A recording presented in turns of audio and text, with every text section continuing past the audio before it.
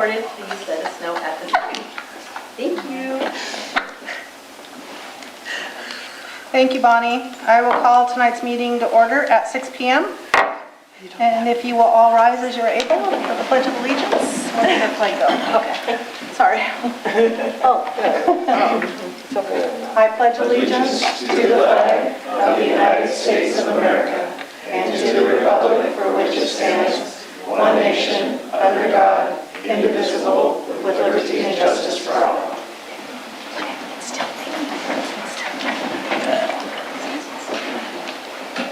All right, thank you, everybody. Our first item on tonight's agenda is some recognition. And I would love to have Julie Bannon and Robin Martin, Misty Gunderson, and your students up to the podium for some recognition, please. We got Julie, all right.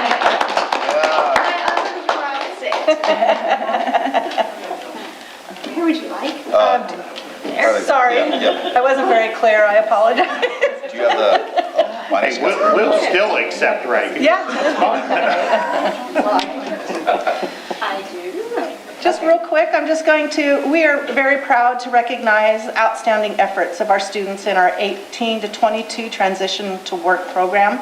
They're making great positive impact in the community. Through their hard work, dedication, and commitment to growth, they are gaining valuable real-world experience and demonstrating the power of inclusion and service. Their contributions truly make a difference. Thank you for representing Orting with pride and purpose. The board places value around partnership with the local community, and so tonight we want to honor Disability Awareness Month and your work in the community. Thank you. So our interns work starts here. We don't just stay at Orting High School during the day. We go out into the community, but we also do a lot of work-based learning throughout the community. So we put together something. Might need to be turned on, maybe?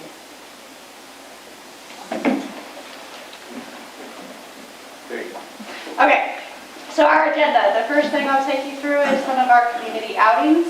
It's something that we do at least once a week, mostly for some community-based instruction, but also job exploration when we have talked to some of the places that our interns have decided that they would like to work. Our work-based learning includes places like Sumner Food Bank. Our newest job is the Puyallup Food Bank and Thrift Store, formerly Angel One in downtown Puyallup. And then we also do stuff at Amazon Go and the Senior Center here in Orting. So first I'll take you through some of our community outings, what our community-based instruction and job exploration looks like.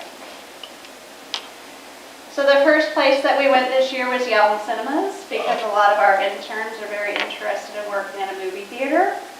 So we visited there to learn how the projectors work, how lighting for movies work, what skills they actually would need to work there, our entry-level positions. So the nice thing about Yelm Cinemas is everyone starts in the same position, which is an usher.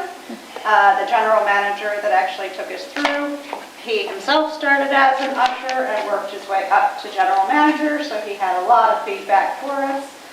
And then the concessions. So our interns then, after we went, decided that they needed to write kind of thank you letter.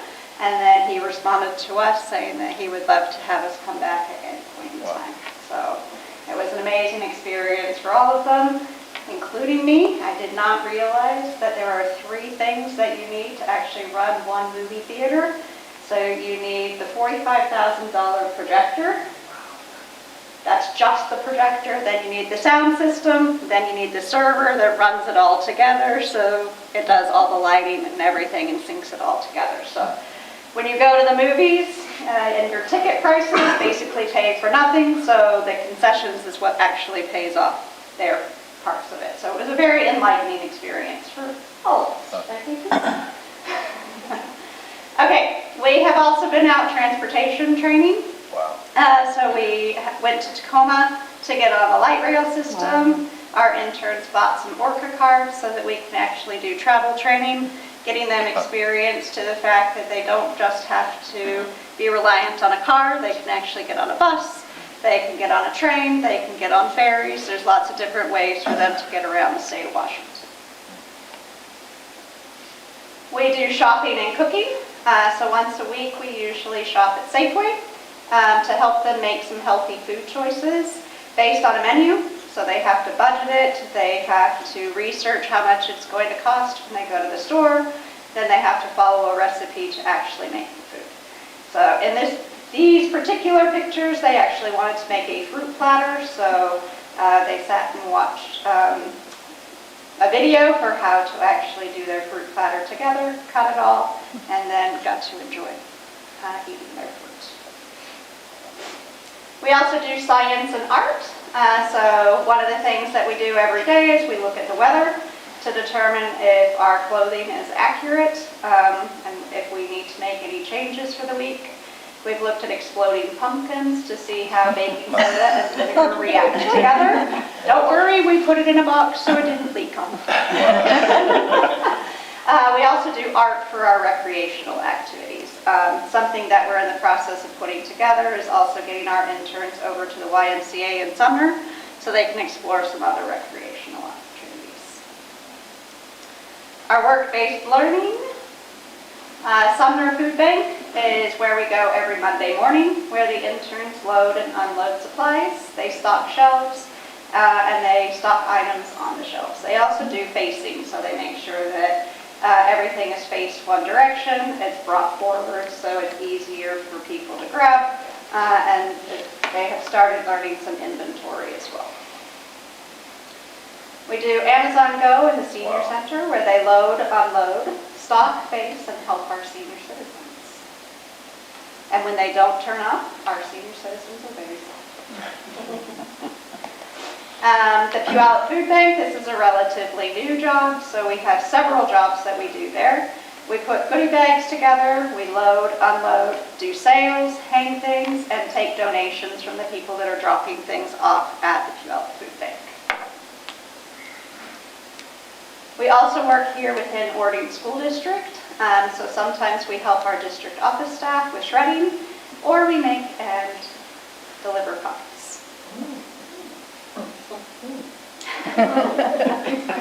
Okay, one of the things that is not on here, but I would like to recognize our interns for it, is we have just gotten signed up with Special Olympics Washington to do our unified robotics. So our competition is on November 16th. We're working with Mrs. Thompson, so her students are being our unified partners. And then our interns are the unified athletes, and they're putting together 2 robots this year. So stay tuned, we will have more. Thank you. Wow. Thank you. Thank you so much for sharing.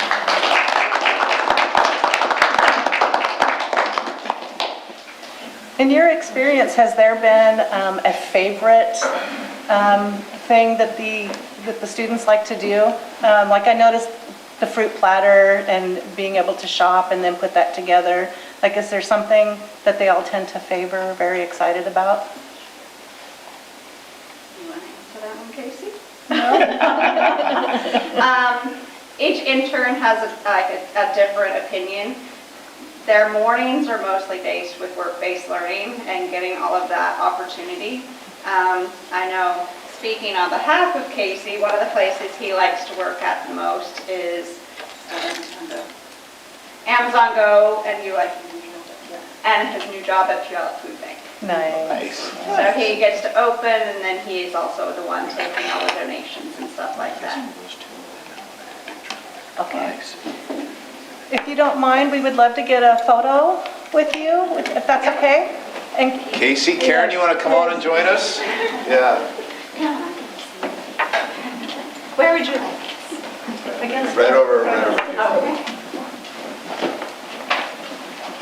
Wait. Hold on. Okay, I'm short, so I gotta be up in front. Just say it. Yeah. well, not you.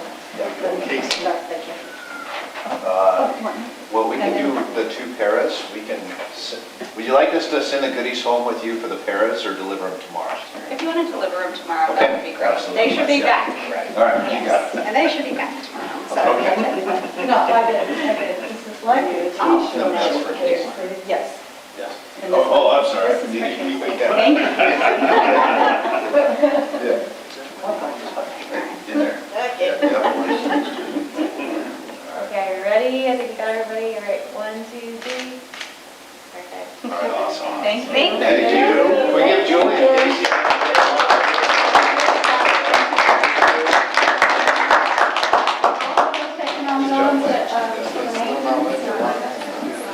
Just things and things. Oh, there we go.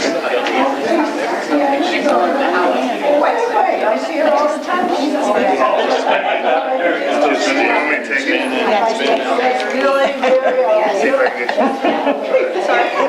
We can share. Okay. You're good. All right, next on our agenda, October is National Principal Appreciation Month, and we're celebrating our incredible leaders who guide our schools every day. If we could have the principals come join us up here, that would be fantastic.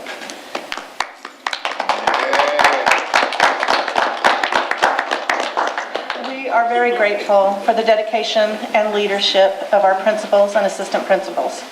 Connie and Abigail at Ording Elementary, Nikki and Nita at Ptarmigan Ridge, Kevin and Danielle at Ording Middle School, and Matt, Tia, and Chris at Ording High School. Thank you for all you do to support our students, staff, and community. And on a personal note, I have a daughter who teaches in another school district. My husband also taught and was a principal. And I know that as you move into this role of leadership within your schools, it sometimes feels like your impact on students is a little step removed because you're not with them every day. But I also know that what you bring to your buildings is so important, and those kids know who you are, and so do their parents in a good way, And I just thank you all for your love of the students and love of Ording. Board, any comments or student board reps? Yeah, I love our principals. They're awesome. I just think we're very lucky to have such good principals, honestly. I don't think a lot of districts are lucky enough to have good principals at every single building, and I feel like we do right now. I'm not going to say I've always felt that way, but I do right now, so I'm just very thankful that we have that right now.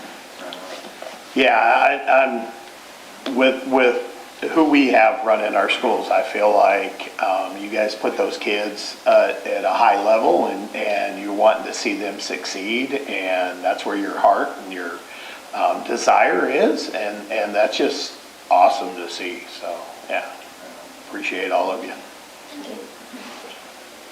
And we would also like a photo with you. And we have new tchotchkes for you. We have gifts. Board, Carly, Kathy, would you mind grabbing some gifts, or Dallas? Make sure our guests of honor get some goodies. Oh, there it is. Stanley, everyone else.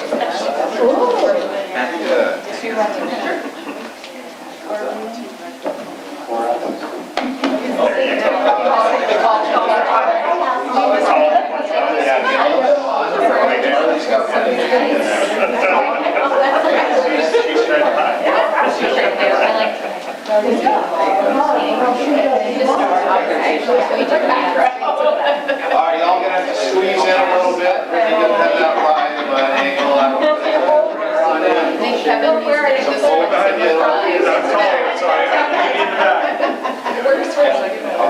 long as I don't have to go lay on the floor. You're gonna shot squash.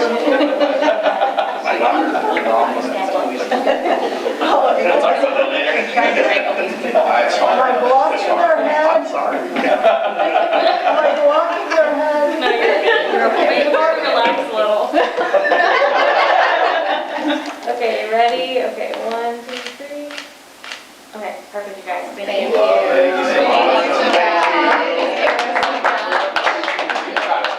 All right. Thank you very much. Appreciate you.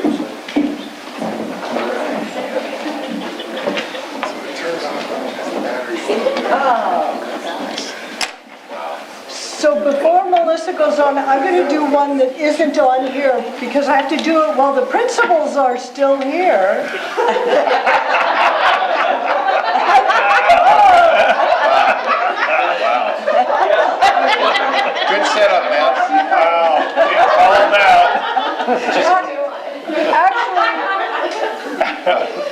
I want to give a shout out to the fact that we have all worked together to encourage our kids to be active in things, and that we have put money and organization into that.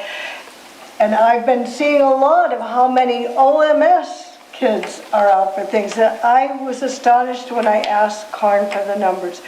OMS has 60 children out for track. That's just track. For baseball, there's 4 teams. They have 65 players. And for softball, there are 3 teams and 44 players. And I've personally seen how much it means to the kids. Like, there's one little boy I knew from kindergarten when I was subbing, and there's no way he ever missed that kid, but he's on the track team, and he showed me his borrowed cleats, and he was just so impressed. And there he was belonging, and I have to say that was not something I thought of when I subbed in kindergarten with that young man. But anyways, it really, really, and I can say personally, it has made an enormous difference for my family, especially my grandson. And thank you for doing the wall of fame in the gym for the timed run. JJ qualified today at 6 minutes, 19 seconds. His name is going to be up. So thank you. And it's well organized, runs great. I'm really, really impressed, and it makes a difference for the kids. So thanks for all the clubs, organizations, all the activities. It makes a difference that the kids, all the kids that want to, can feel that they belong. So thank you. That was my unscripted. You're entitled. We have a couple of items, additional items of recognition. I would like to give a quick shout out and a thank you to our staff, students, and community for the incredible support of our staff member, Gary Ann Fry. We had a Smash Out Cancer Volleyball night, and I was blown away just for the care that the high school staff and kids, and it's not just kids in our own school that show that caring, it's the kids from the other schools. It's an amazing inspiration, and I know that Coach Fry does not like to be in the spotlight. She's very uncomfortable with that, but I also know that she appreciates all the care and support that's given her. And she's inspiring many locally, nationally, and the outpouring of love from our Orton community has been very, very moving. And we did win that night, so that's always I want to give a big thank you to PTA for bringing the Taproot Theater to Ptarmigan Ridge. The students enjoyed the performance of Pets, an assembly that shared powerful messages about bullying prevention, friendship, and overcoming challenges, all in a fun and meaningful way. Having experienced Taproot Theater myself when I was a teacher, I can honestly say it's a wonderful program. It has great messages, it's entertaining, and for a lot of our kids, it's the only time they will ever see theater. So I think it's a huge plus. And they have a fun time doing it. They do, absolutely. I want to say a shout out. Homecoming week was huge success, full of spirit days, community pride, and our annual homecoming parade. A special congratulations to Carly. She was the queen this year, so great job. Yeah. I also wanted to say, I just was last week with the marching band up in Sumner, that we were doing a competition up there. They did a great job, and it's just awesome to watch them growing and getting better. Yeah, very cool. I'd just like to actually thank Cody Baskett and the football team. I don't know if everyone knows this, but he's the head coach, but they have probably 4 or 5 alumni that are coaching the kids now that have come back. Like, some have played at colleges, like 3 or 4 of them, and they're either volunteering or they're working as coaches, but they give so much of their time to the kids. It's like they are so committed to them. It's like they're there in the morning for weights, they're after school, they're at my house going over film. It's like they're, every night there's something. And I think it's really cool. That's what I love, that they were raised in this community, they went out, they got their degrees, they got whatever, and they came back, and now they're giving to the community. And you can tell the impact that it's making on the boys. I can really see the impact that they're having. And I think it's a really cool thing that they're doing that, so I really like that. I'll just add real quick, the American Association of University Women, AAUW, hosts Tech Trek. It's a 6-day STEM camp designed to inspire young women entering 8th grade. Hosted on a college campus, the program gives students hands-on experiences in science, technology, engineering, and math, while offering a glimpse into campus life. Congratulations to Ording Middle School students, Callie and Evie, who were nominated and selected to attend this summer's camp. A way to represent Ording Middle School and Ording School District. That's really awesome. And finally, October brings a month full of opportunities for recognition and reflection. October, we honor Filipino American History Month, Italian American History Month, the LGBT History Month. We also recognize National Bullying Prevention Month, Grounds and Custodians Appreciation Day, National School Lunch Week, and National School Bus Safety Week, along with our principals, of course. Thank you to all who make our schools welcoming, inclusive, and supportive places to learn and grow. And I would not be able to do that without all the notes, so thank you. And at this time, we know you all have families and maybe a Mariner game you'd like to watch, so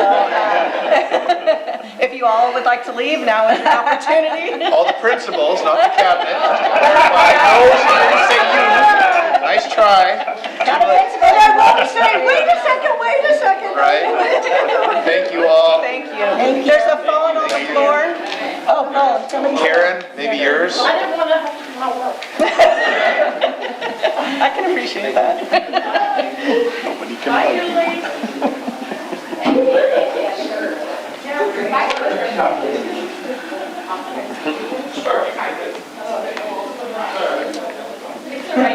You all, that cleared out quickly. Yeah. And there was one. Next item on our agenda is community and staff comments. I believe we are empty in that slot. So we will move right into the superintendent's report with bond information. Bond and more. In case you haven't heard, we're running a school bond. A couple things I just wanted to clarify. Bonds are generally, in our language, we say are for building. Those require a supermajority, 60% of the voters that participate must say yes. And also, you must have 40% of those that engaged in the last general election to participate in that election for it to validate. In our case, we need 4,242 voters this November, and of that aggregate, 60% must say yes in order for the bond to pass. Passing a bond is a difficult hurdle. In the last 2 years across the state, only 28% across the state are successful. If you look at our history, our passage rate is lower than that. 2 of 12 have passed in the last 30 years, but if you look at where the majority are putting their vote, 11 of 12 bonds had at least 50% of the voters show support. Levies are for learning. We'll run another one this February. In fact, I'm going to talk about that because you'll have to consider a resolution next month. Those are shorter in term, whereas bonds you can borrow and repay over a long period of time, similar to a mortgage. Levies are short term, generally 2 to 6 years. We're looking at a 4-year recommendation. And similarly, in the last 30 years, 16 of 17 had 50% of people or more say yes to it. But in the early 90s, required a 60% threshold to pass a levy, and that changed in law. As you know, many are still suggesting we look at reducing the simple or supermajority for bonds, but that has yet to be decided. This bond would construct a new Ording Elementary School and a new Ording High School addition. If we're successful and if voters approve, we qualify for state matching funds, 11.1 million, which would make the total bond package 137.2. When some talk about, well, this is expensive, it costs a lot, it's taxing me out of my home, keep in mind in 2006, when the bond to build Ording Middle and Ording High was completed, that average cost was $2.84.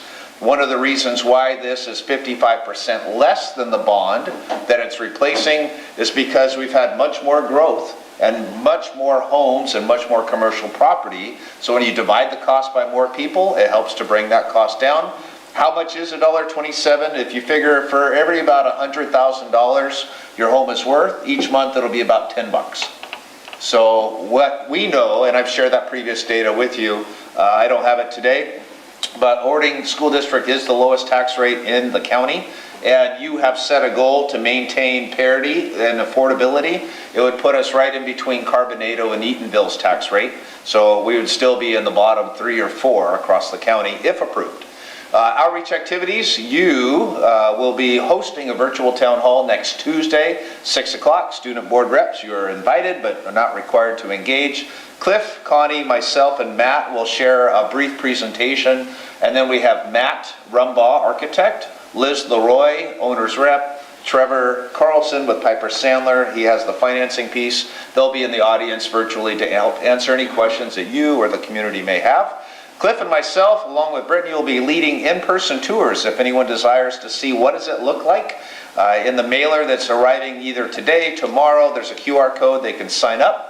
On the 20th, 28th, and or the 30th, if they want to do it more than once, we'll be happy to walk them through and show them our cafeterias, our lunchrooms, our learning spaces, and answer any questions they have. And the nice thing is, because it's small, we can customize the tour based on what their interests are.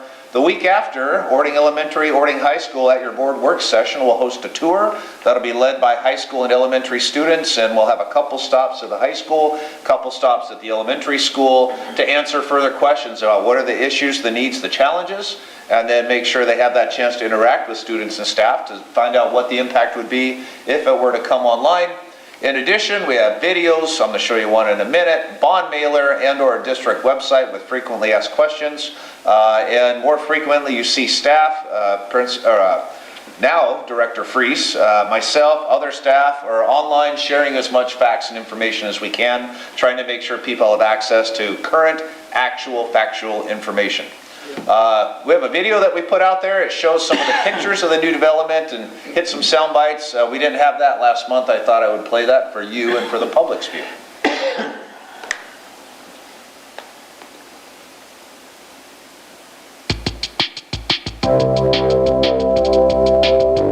That's a shot of new growth in Tomale that we captured recently. One of the most urgent needs here at our school is space. We are running out of space. Every space is being used. I love this school. I feel like it would be nice to have a little more area. The level of stress that a whole culture can go through because they're overcrowded is just immeasurable. There's not enough space for the students that we have. The setup of the campuses are, there's multiple buildings, they're spread out. It's difficult for responders sometimes to get information about where specifically they need to go.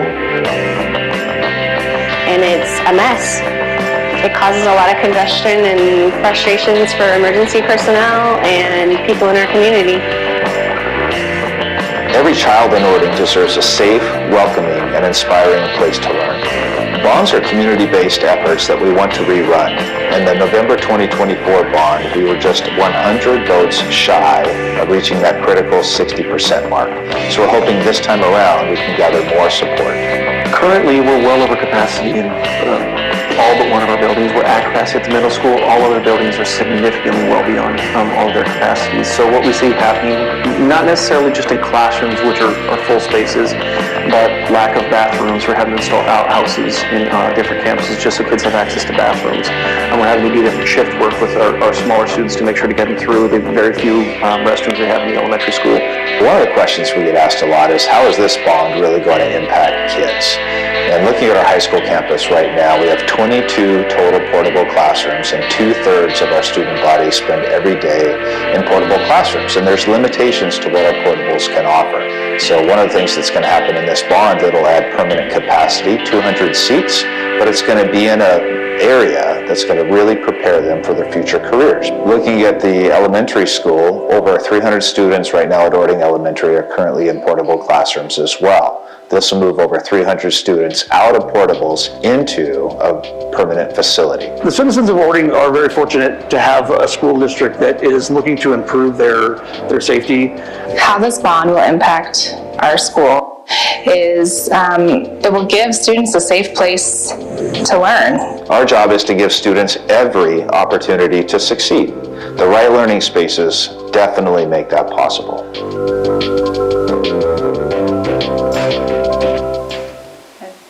So during work time, during school technology, we can communicate facts and information, and we need the board's help and community's help, staff's help to do that as we get close to Election Day. Right now we have 20 days to go. In my update tomorrow, we'll make sure staff have my phone number, Cliff's phone number, our emails to help make sure we can get factual information out.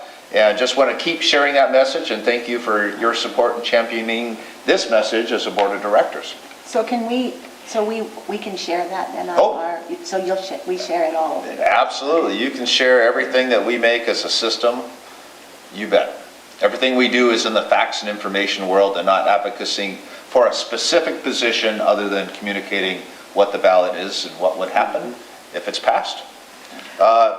Yes? I was going to say, you and Cliff have been doing a really good job answering questions on Facebook. Someone is over there answering questions right now. I can see the look on his face, and I know he's sharing. It is very difficult when the Public Disclosure Commission limits us to one mailer. One mailer isn't sufficient to answer all the questions that exist. It has to happen by interacting. Today we were at the senior center. We had our two principals, we had a bunch of students sitting actually with seniors and talking about the challenges that we face and what's going on. And it's that kind of door-to-door neighborhood connection, person-to-person contact that I think can help get true and accurate information out there.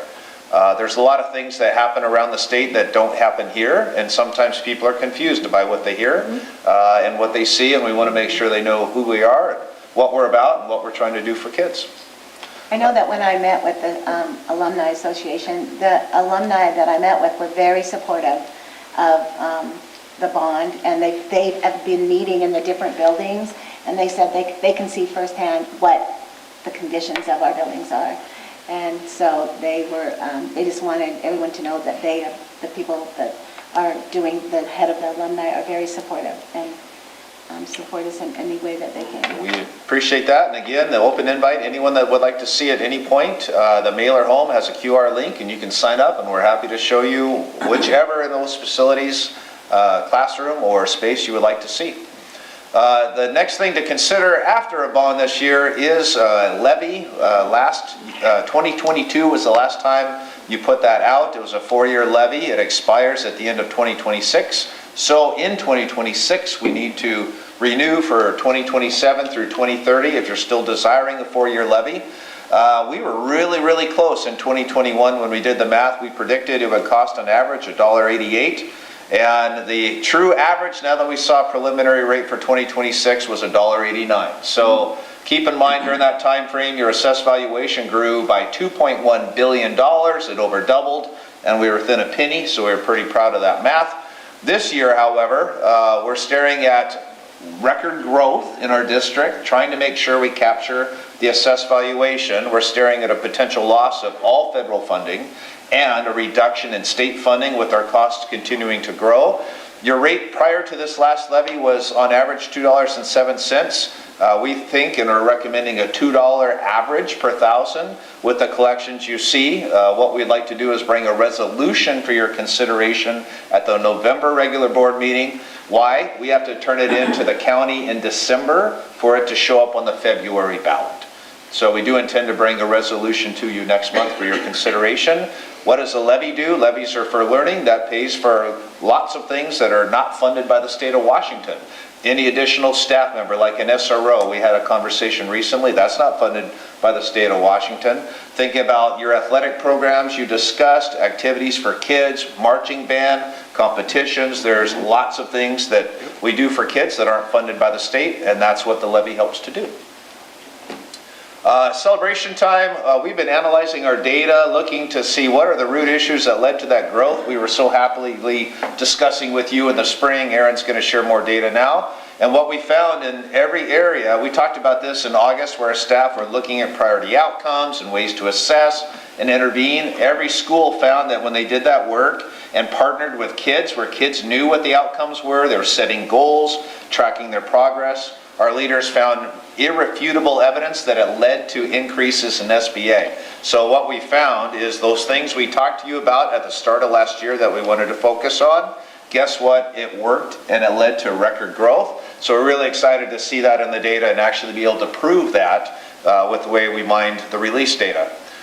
So we have a queen at the table, that's really exciting, and then we have a princess that I would love to bring, if you're so inclined, next month, and have Princess Abby Collins. She was selected as the Daffodil Princess, and have her come and just share a little bit about her, why she ran, her hopes and dreams as Daffodil Princess. So I'd love to bring her in next month. I saw her and Carly a couple days ago, and Abby said she'd be so willing if you're so inclined. So if I get a thumb up, we'll have her come next month. Can I just tell you about the princesses? I was one of the judges.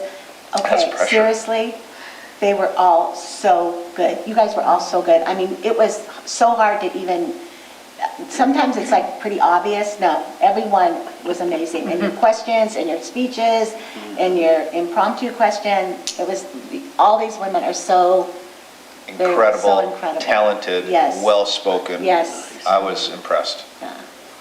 Yeah, I don't know how you picked, honestly, but we were, and thank you for running. That's really cool. You did a wonderful job. Yes.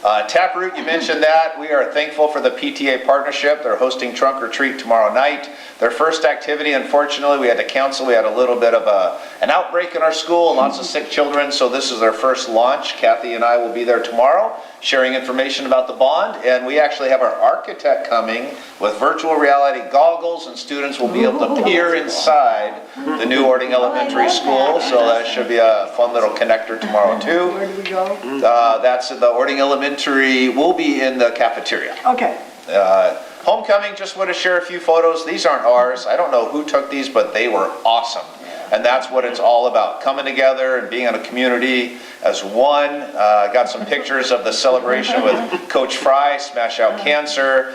Dallas and Carly, their assembly planning was amazing in terms of getting the school spirit up. It looks like it does pre-pandemic. Like spirit took a dip and we're trying to get students rallied and encouraged again. It felt like old times. So kudos to you for helping to get that spirit and the connection back. Cardinals are currently undefeated. They won at home and continued the winning on the road against FP. And now our Cardinal football team is ranked number 2 in the state of Washington. So all things being equal, they're staring at a potential for an undefeated season.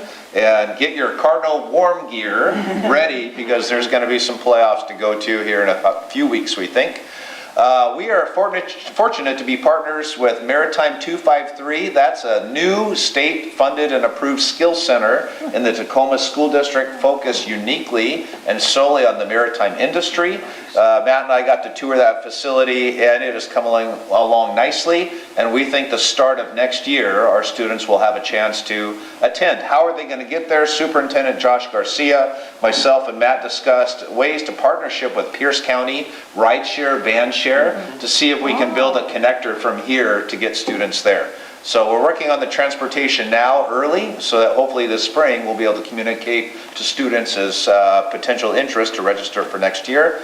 Lastly, we have guest stars. Next month you'll be at the WASTA conference on Friday, confirmed with trip arranged, ready to go. Our Ording Middle School Choir will be performing the national anthem and one additional song for every school board and superintendent in the state of Washington who are in attendance next month in Seattle. So that'll be a big platform.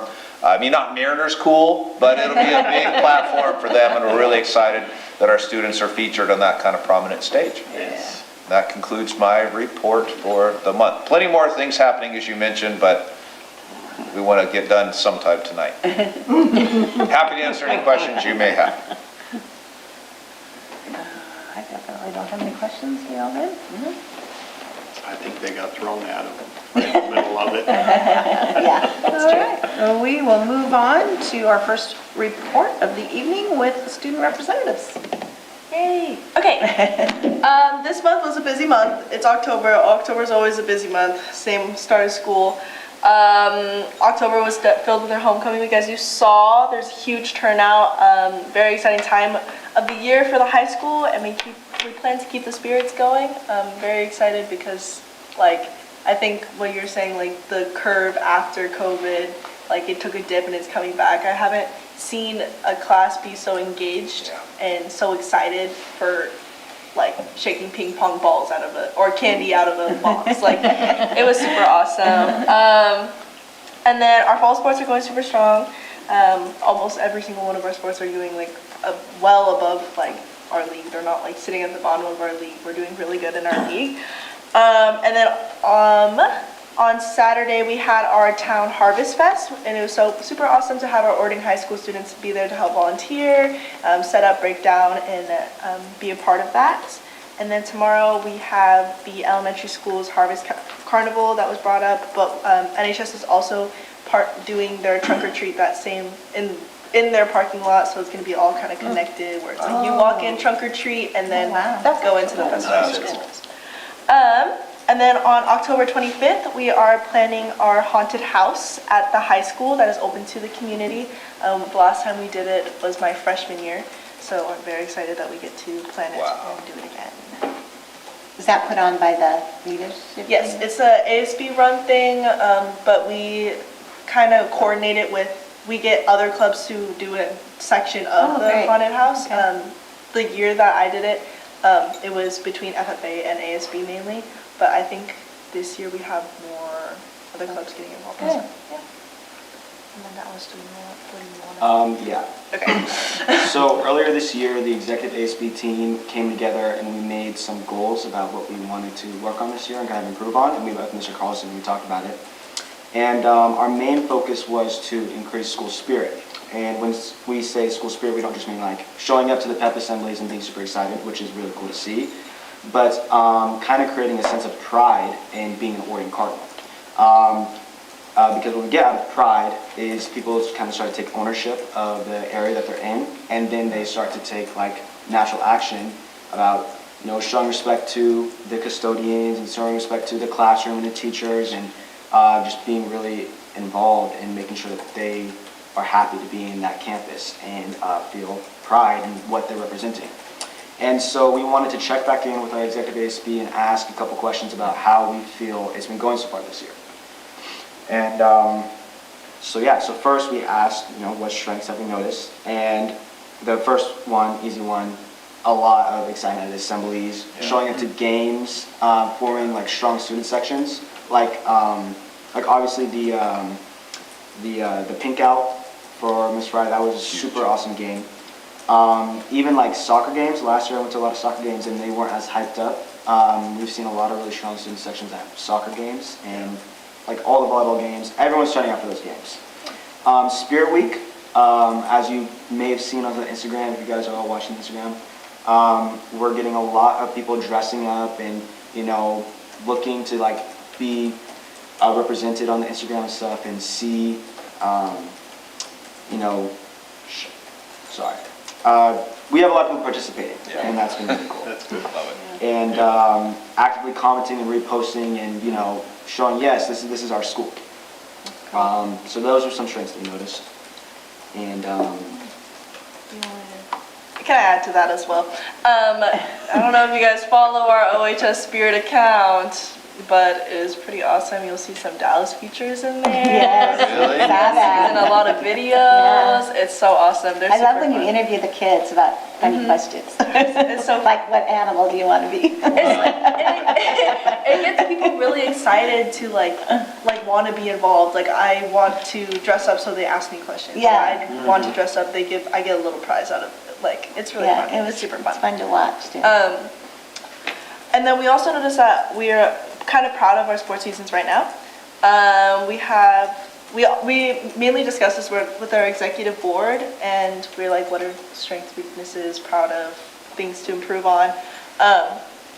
So we said that we're proud of our sports seasons right now because we're doing awesome, as I brought up earlier. And we have a whole strong community. With that tying into later of improvements, which is kind of funny. But it's more of kind of, you see the people outside of school. You see them showing up to events, you see them showing up for their peers, and it's like people that you wouldn't really expect either, or somebody that you don't talk to regularly or see regularly at school day, mixing grades, mixing all of them together to build this like student section community, and like parents coming out and staff also coming to games is super, like, it was super awesome. For example, see Mr. Scannell at a football game. Never thought I'd see it. So fun. It's so awesome. I love when staff comes. Yeah, so it's so awesome to like build that community, have a strong community. Weaknesses that we noticed, or something that we were like breaking down, trying to improve, was cleaning up after our games. Cleaning up after ourselves, cleaning up at school, showing that we truly respect the campus that we're on, showing that we truly respect our staff, our peers, the custodians, all of that stuff, like how we're really showing that we respect them if we're leaving this mess behind for them. That is also just another weakness, is respect for staff in general, where I think there's a lot of strong students, of course, that respect their staff 100%, respect their teachers and principals and stuff like that, but it's more respecting staff like custodians, or respecting staff like your bus drivers, or other stuff like that, where they're not kind of main spotlight, you're not talking to them every day for hours. It's more kind of the people who are working behind the scenes who are doing so much for us.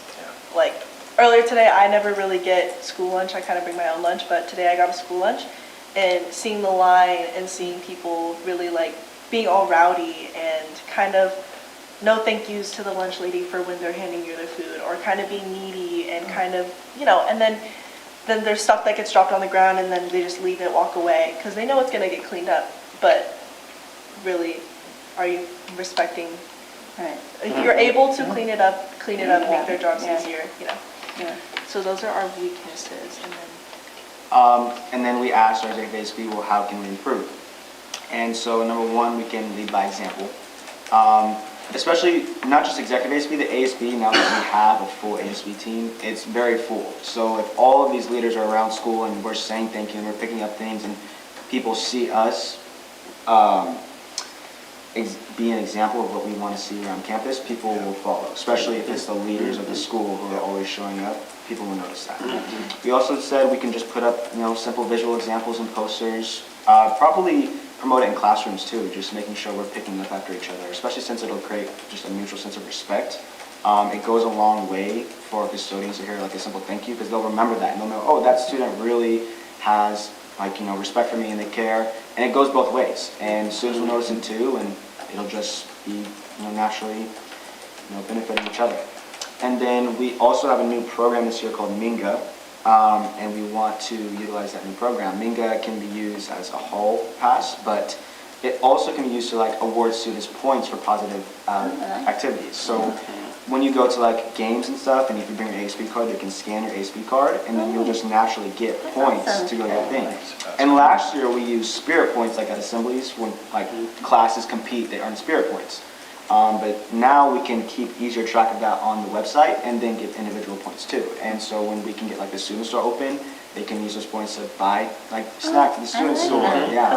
Or get gear from Mrs. Pauly in the Cardinal shop. I don't know what it's called, but you go there and get a t-shirt. Also potentially get out of a 30-minute detention, but that's a lot of points. That's a lot of points. But yeah, I mean, and I think that it's kind of a good example. I don't want to compare our students to dogs, obviously, but but when I think about training my dog, how to heel, which I tried to do, but I wasn't very consistent, so it didn't really work out. At the start, it's not a natural behavior that they know, but as you continue to award, at some point you don't even have to ask or show the treat, they'll just do it. And it can work the same with the mini points. At first, it can be oh, I want these points, but eventually it just builds to habit, and people are just naturally being better to each other and the campus and their environment. And I think that utilizing the Minga program will really go a long way in making sure that we can get That's a great idea. Very cool. Nice. Like that. Who came up with that? That's a really good question. I would say the principals, because I know the executive ASB met before the school year started, and Ms. Marquez was the one who pitched it to us, which I think was really cool. I was really excited to hear it because I wrote about it, and I remember Dr. Lee, he kind of made a little joke like 10 points to Gryffindor, like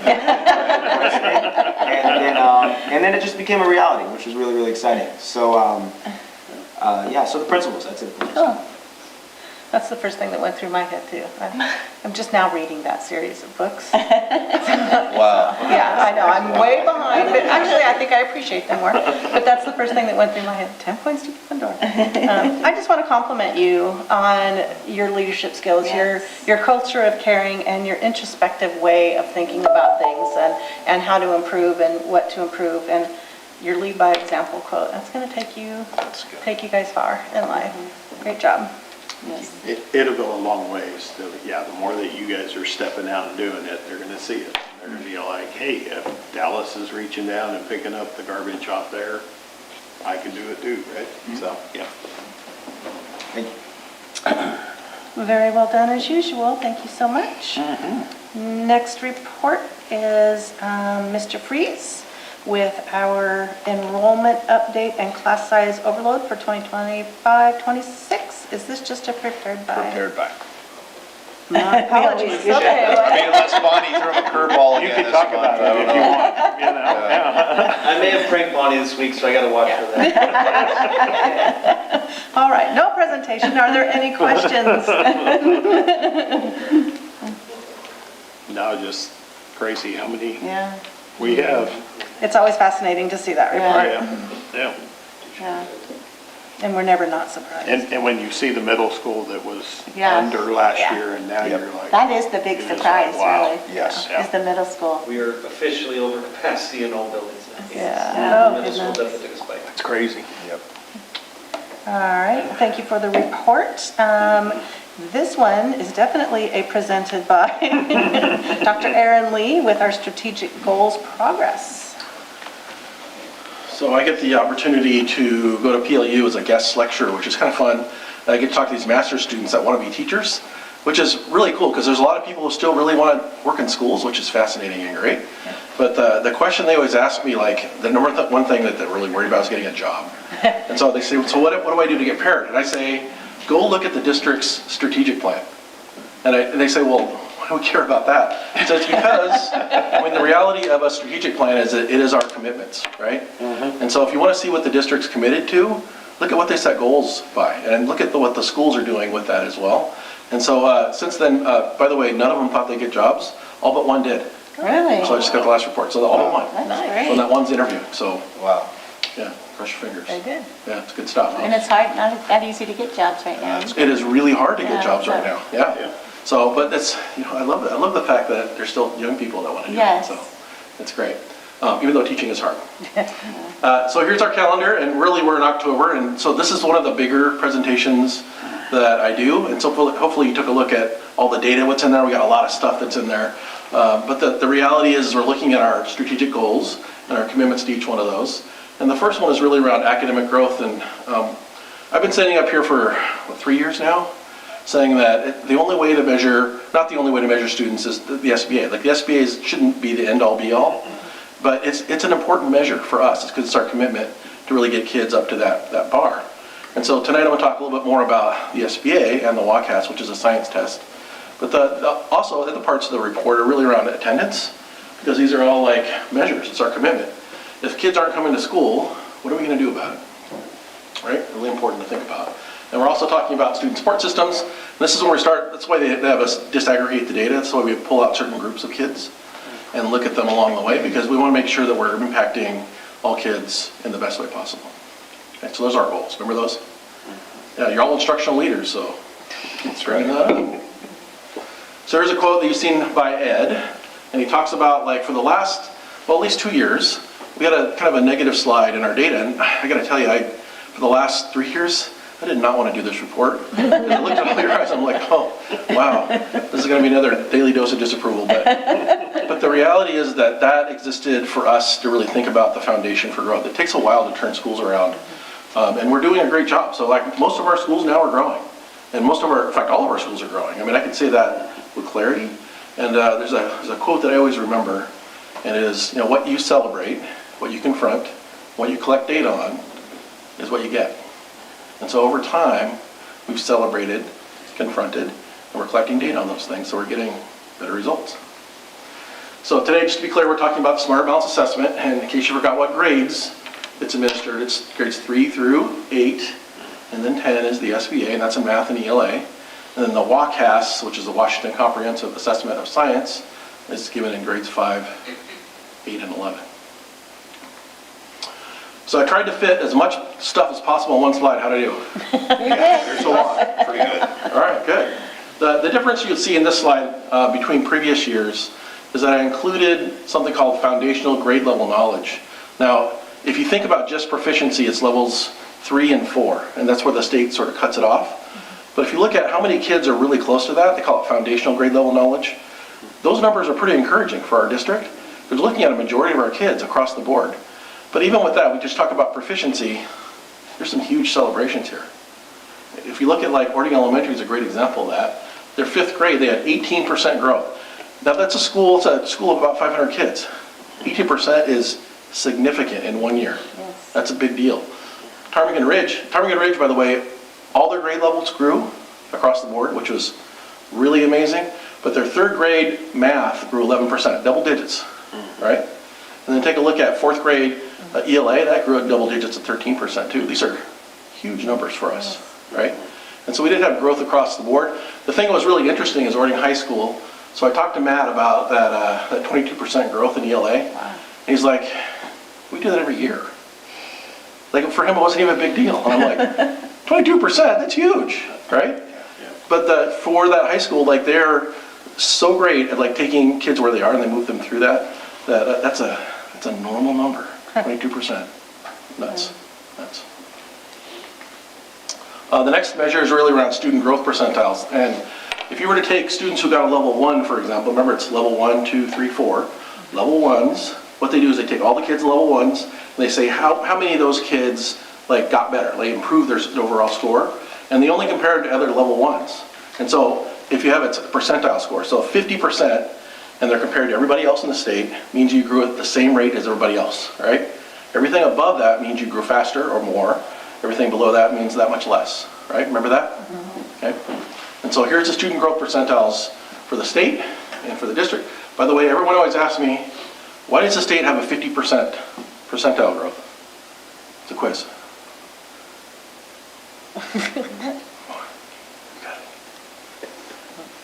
What percentiles are in comparison, right? Remember that? So we're comparing ourselves to the state, right? So the state's going to be right in the middle. Make sense? So if you look at Ording, where are we overall? ELA, we're at 52 percentile, right? So that means that our students grew slightly higher than the state average. In math, they grew slightly lower. But then you start breaking it down by school. Look at Ording Elementary School.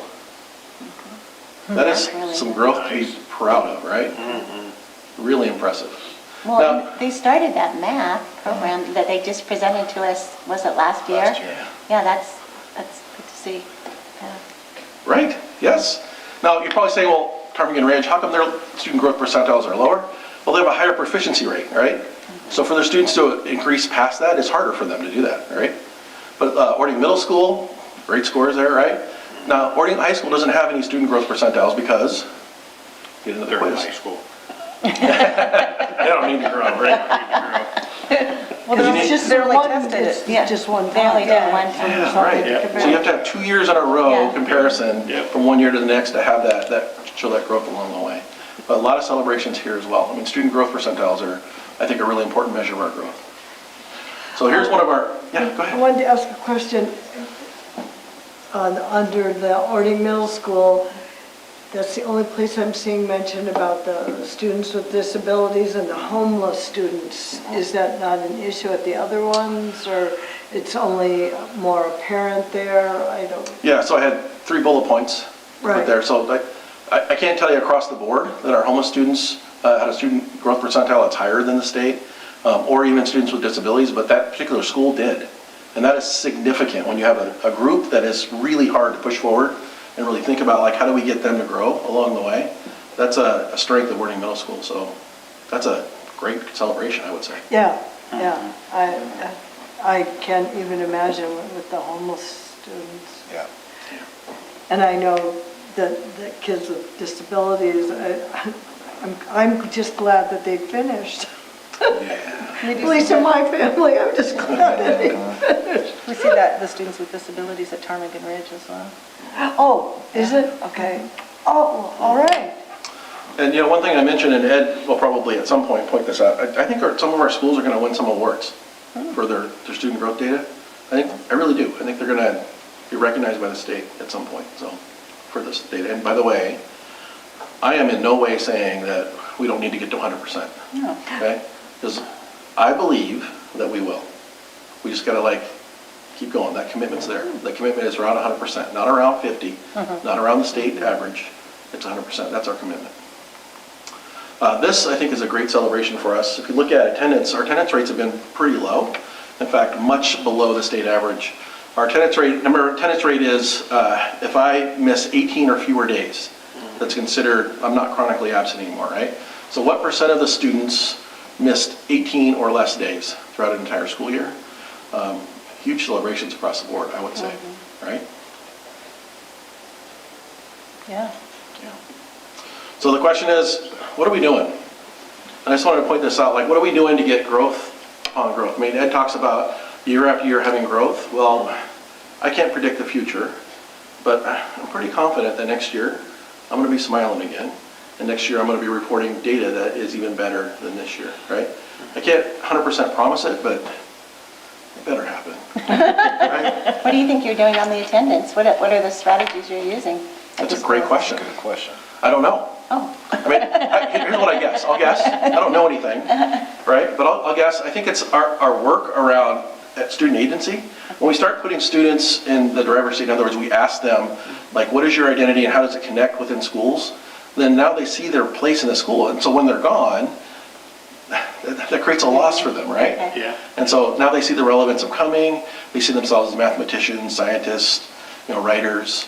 And so that connection then ends up saying, I belong there, right? So that work around agency, belonging, learner identity, those are all things that are starting to show data along the way. I also think, when I said earlier about all the kids involved in activities in the middle school, that's really connected because, to be honest, there's lots of kids that's the reason why they come to school,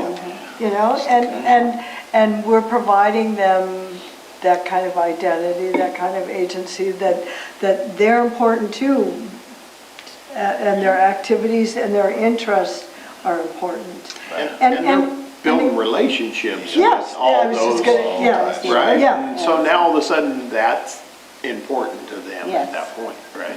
I also see the schools doing rewards, and it's probably been happening for a while, but I'm really noticing it this year. Like the high school, if you've been here so many days, you get donuts, or the middle school is doing different things. And I think, and a lot of these kids, I think, are kids that maybe have not been to school a lot. And so I think that's really neat. I think that's cool for them to feel that way and to get that and to get it acknowledged, and you're on the Facebook or whatever. Yeah, I noticed that. And I think a little bit would be that back to that relationship, right? All of a sudden, when they're not there and their friends or even staff, right, there's going, hey, we missed you yesterday, right? Yeah. Now you feel important. You feel, hey, somebody's noticing me, right? And that's what it's about. Yeah, and I keep hearing, I haven't been a teacher in a while, but I keep hearing that students are foundationally, fundamentally different in their values of school. And so if we think about the old system, I was talking to PTA yesterday, when I graduated high school, it was all about following the rules, right? If you don't do something, you get punished for it. Well, that system doesn't work with this generation of kids. It doesn't pay off for us, right? And so we can't punish our way into better data. We just can't do it. And so attendance, it used to be in the old days, you didn't go to school, then you'd fail a class, right? Yeah. Or the truancy officer would come after you. We just can't, we can't really think of systems like that anymore because they don't impact behavior like they used to. And so we'll have to think about how do we get kids to belong and be connected and see themselves within that school. Because if those things don't happen, then kids will vote with their feet. They do every single time. And by the way, adults are the same way, right? Adults will see themselves connected, unless there's a huge payoff. But even then, a lot of them are forget it. It's not worth it to me, right? Yeah. And so the idea is that we have to think about how do we elevate people's identity within that school. And by elevate, I mean, how do I see myself as a learner in that space? If I don't, and it's all about compliance, then I might show up to get a grade, and that works great in high school, right? But before that, For that, I don't care. I don't know. Unless their parents do. Does it work for most kids? I don't think so, not anymore, right? And so when we talk about learner identity and this concept of agency, they're not just soft skills. They're literally how we get kids to learn. And I don't mean like forcing them to learn, it's how we get them to be lifelong learners along the way. And so this concepts we've been talking about for several years, dignity and agency, are really things that get kids to be not only involved and have the social emotional connection within the building, but it's how they academically thrive and survive as well. I think that's even the case. I know that sometimes suspension has to happen, but I used to always say, when my kids got suspended, I'm trying to get them here. It's like, I'm calling, I'm saying, get here, I'm trying to get them to school, and then they don't care if they're suspended, you know? So it's just finding those different ways of making it, you know, not saying that it's okay, your behavior's not okay, but finding a different way to intervention for that student, because, yeah. Well, I also know when you were doing the alternative school, which is, if a kid was gone, they knew they'd be missed. Not only that, they knew you'd come after them. But that's the thing, is that what's my place in here? How do I see myself? And am I connected? Do people care about me? Do I care about them, right? Those are all things that seem like they'd be kind of like extra, but it's not. It's how we learn. And the better job we do at that, the closer those numbers are going to become to 100%, right? And so you've seen this slide before. So what are we really doing? We're really looking about like these core competencies. And remember we talked about defining clearly what the learning is going to be, and not doing 197 standards, but let's narrow that down into ones that are the most important and vital, so that students have room to process it, set goals. The teachers can have time to really like think about, I don't know, some kind of intervention around there. If we pack the school year so tight and don't prioritize what's important, then we can't really get to that intervention, right? And the other part is around the agency. That's the part, do I belong? Do I have my own power to really think about my own learning? Do I see myself, my own future embedded in the classroom? Those are all really important things. So we also talked about inquiry. Inquiry is like, when I go to school, I'm exploring my own learning. And that's as a learner, we've kind of ignored that a lot. We're like, students come to school to get grades and learn, right? That we will open up their brains, we'll pour the information in, put it back in, and then push them out, right? Good luck in the world. But that just is not going to work for us, because we need to develop them as human beings, as learners. So their inquiry has to run parallel to the teacher's inquiry, and they're equally important, right? Teachers spending time really thinking about their own practice, how they're interacting with students, what kind of results they're going to get, what they're going to do when they see data. Well, the students have to do the same dang thing, right? Because if they don't do that in parallel, what ends up happening is that students are compliant, but not learning, right? And at best, like, students will get through the system, but when they end up at the other side of that, will they have the skills they need to really survive? And so that's this co-inquiry is another thing that we're really working on quite a bit. And really thinking about the core competencies, we've talked about this before, and that's where we take down all these standards, we boil them down, what are the most important parts of those standards, and right now we're in the process of really looking at how do these standards fit within the units that we cover, because all curriculum is written for 180 days, right? And no less. And so when we hand a curriculum to a teacher or PLC, we say, okay, good luck, get it done in 180 days, right? Now they feel the pressure. That's when the pressure starts. But if we say, that curriculum's nice, it's a tool, but what we have to do is we have to think about what's most important, most vital, and go through and look at those units and mine them for ways to find space within them, so we can create space for kids to think and teachers to process and for us to intervene, right? And those are all core competencies. And that's what they're doing right now, the churches. Yeah, it's pretty cool. Yeah. Just a quick story, and I know I've talked a lot, but how I know this is really sticking is that pretty much every other day, I'm getting an email from a principal or teacher saying, is this the right core competency? Or, I don't know if this wording is exactly right in there, because I think really the learning's about this, right? And so it's the first time in my career that I've seen like everyone across our system really interacting with the learning and agreeing on what it is. So I think it's a great conversation to have. Yeah. Right? Good push. This slide I wanted to put in there just so you can kind of see. I was thinking about you, Director Madigan, when you're talking about like, what is this in for like teachers? Because teachers are building their own agency, their own capacity to really learn and really build with kids. but also like what's in it for students. And we've heard these words many, many times. Like you've heard agency many times over the years, but what is it doing for teachers? What is it doing for students? And then what's our impact on our strategic goals along the way? I'm not going to read every one of these to you, but I mean, the reality is that the work is aligned. And so when I talk about those commitments, that we are, like we do commit within this strategic plan to every community member that's out there. And just because a kid doesn't pass the SBA doesn't mean we're not meeting that commitment. What it does is it keeps us accountable for shooting towards that every single time, right? And we are getting great growth, great progress. Let's celebrate the heck out of that. I'll tell you, there's no one in our district that says, you know, half is good enough. There's nobody that says that. So that's it. Questions? So you go back just one slide. Yeah. Our next meeting, outside the bond stuff, we will be jumping right into schools sharing their strategic plans with you.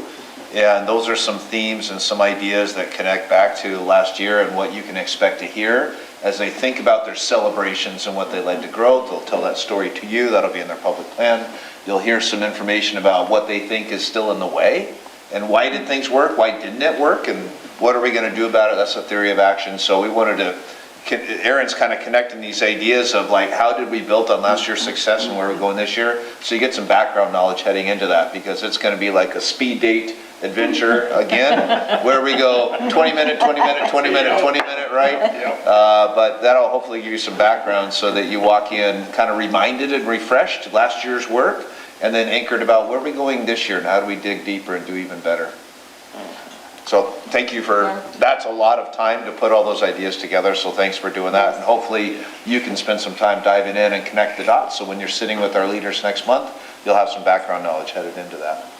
That was the hope. I definitely took a note to myself to go back and review page 16 of Aaron's report. You guys are doing some really good work. I, of course, always, I can't wait to see this happening in behavior intervention. I can't wait to see that because I think that's going to make a huge difference too. Like actually getting into how we're going to intervene for them. So, and I know that you guys have that on your heart. So I won't maybe be on the board, but I'll be watching. Come back anytime. We have seats. That's right. That's right. I really like that our emphasis in our plan with the whole child continues to show up though in this because we understand that if you aren't dealing with all of the kids' needs, you're not going to be getting anywhere. So I mean, think of when you tried to teach someone who was falling asleep in class because of whatever was going on, or when they're hungry, or when they're cold, or when they're worried about being embarrassed because their shoes are falling apart, or when they just don't know what's going to happen next, even in the classroom, and they don't have a relationship with somebody that will bring them along. And because unless you are meeting all those needs, the kid's mind really can't be open. I mean, think about, when you're trying to learn something and you're either, you have a deadline or you have, you're worried about paying your bills or whatever it is, unless you really can be there, you're not going to learn those things. So that's why I wanted to say earlier about making relationships with the kids however it comes about. Band, sports, activities, all those things help us gain a way that those kids trust us. And if they don't trust us... I would say even just, wandering the halls, right? Going through the high school and having the interaction that's with the students as you're passing classes and whatnot that's going on, right? Mm-hmm. That's growing, or hey, what you can maybe see somebody's going through something tough and you're like, hey, let me stop and ask them, right? Yeah. I think, I might be wrong, but I think also you're doing away with less outside one-on-ones and having more actually in the district, and I think that's a huge part of building a relationship because those people a lot of them live in our district, they're connected to that student, they see them in other places, and they're not just a hired one-on-one that's outside of the district. And so I think that is probably, I just think that's a really good thing, and I think that that's probably helping those kids to feel somewhat connected too. Yeah, we're definitely in the future business, but we do that in the present. Yeah. We have to work on how people feel and connect and understand and make sense of things in the present so that their future, they can be better at it, right? Yeah. And that's not by saying, well, the real world makes you do this. Well, the real world's coming, whether we like it or not. Yeah. Right. But the present is where we actually work on that. So that's what makes this business so exciting. Yeah. A foot in each section, right? 10 points for Gryffindor. I just see the growth in some of my students that I had at PTR in middle school, they're in high school now, and I'm like, wow, that's pretty amazing. You know, pretty neat to see. It's always a great thing to get these updates from you, and I really appreciate your ability to, I get a flicker every single time. There's, oh, that makes more sense today than it did yesterday, so I very much appreciate that. Thank you. Thank you very much. Thanks, boss. Next item on our agenda is some second readings of policy considerations. Any questions or discussion? And if we are good, looks like we will need a motion. I move to approve the second reading of policy considerations. Second. Awesome, all in favor? Aye. Motion passes. Next item is the consent agenda. There is no discussion. I'll take a motion.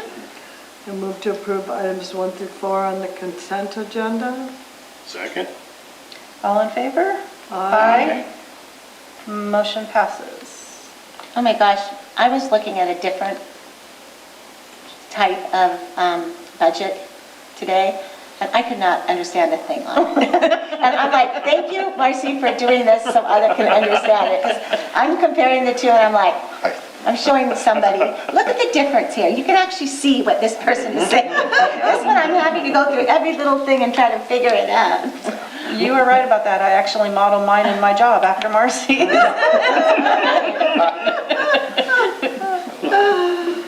I can explain it. Yeah. Awesome. We have a couple of action items. We have the WASDA Annual Conference coming up, 2025-26. Do I have a motion on that? I move to approve resolution number 1.2, 2025 to 2026 for newly elected board directors to attend this year's WASDA Annual Conference. Second. Awesome. All in favor? Aye. Motion passes. Next item is the prepared by the wonderful Marcy Bannon on our scholarship acceptance and creation, the Thrift Community Fund Scholarship. I was so excited to see we have another one. Yeah. It's very cool. I will take a motion. I move to approve resolution number 2.2025-2026 for the creation of a new Orting High School scholarship for a graduating senior as presented. Second. Awesome. All in favor? Aye. Motion passes. And I am so happy that my computer is working so I can read those. Another prepared by Marcy Bannon. Next is our surplus items. I believe that this is one of Carrie's favorites. Too bad she missed it. If I could have a motion.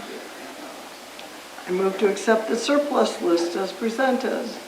Second. All in favor? Aye. Aye. Motion passes. And that looks to be the end of our agenda for this evening. Any board comments tonight before we wrap up? We had a lot of great discussion during the Yes. meeting tonight, so I think we're Yeah, my comment, I gave it earlier, some principals got to hear it. All right, so thank you for that.